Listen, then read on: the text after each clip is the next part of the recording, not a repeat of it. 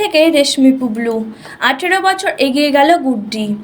ধারাবাহিকের গল্পে প্রায়ই এগিয়ে যায় সময়সীমা। গল্পের মোড় পাল্টে নাটকীয় করে তুলতে সময় বদলানোর কোনো বিকল্প নেই। স্টার জলসার অন্যতম জনপ্রিয় ধারাবাহিক গুড্ডিতেও এবার সেই ফর্মুলার প্রয়োগ দেখা গেল।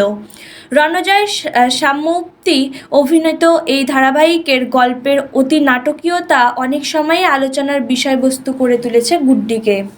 কিছুদিন আগে গল্পে মৃত্যু হয়েছিল রণজয় অভিনীত অনুজ চরিত্রটির। এবার একেবারে ভোল বদলে নতুন অবতারে ফের হাজির অভিনেতা। এই মুহূর্তে গুড্ডির গল্প এগিয়ে গেছে 18 বছর। এর মধ্যে বড় হয়েছে অনুজের ছেলে পুবলু এবং গুড্ডির মেয়ে রেশমি। বড়য়ে দুজনেই ফের সামনাসামনি এসেছে নতুন পরিচয়ে।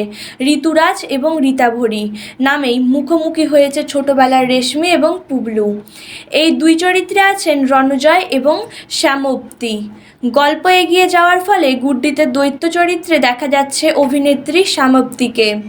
গুড্ডি এবং মেয়ে রেশমি দুই চরিত্রই পর্দার ফুটিয়ে তুলেছেন অভিনেত্রী। প্রসঙ্গত, গল্পের বাক পরিবর্তনেও দর্শকদের একাংশ প্রশ্ন তুলেছেন যে পালিতা মেয়ে বড় হয়ে কিভাবে একই রকম দেখতে হলো। তবে এই প্রশ্নকে সরিয়ে শ্যামপ্তির অভিনয়ের প্রশংসাও করেছেন অনেকেই। পাশাপাশি রণজয়ের নতুন লুকও বেশ পছন্দ হয়েছে অনুরাগীদের।